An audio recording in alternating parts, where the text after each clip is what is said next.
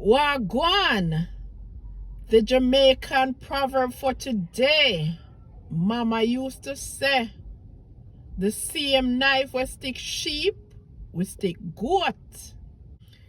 Because sheep and goats are basically the same. So, whether it's in your personal relationships, on the job, your friendships, or whatever it is, if you see somebody treat somebody, do them dirty, clear them, whatever it is, be careful.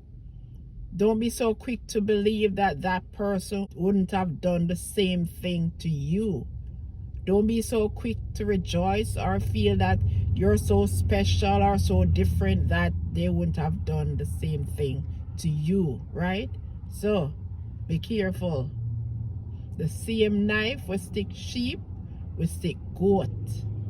That's the Jamaican proverb for today. That's it for this video. Please share, comment, like, and subscribe. Take care of yourself. Big up yourself. And I'll see you in the next video. Later.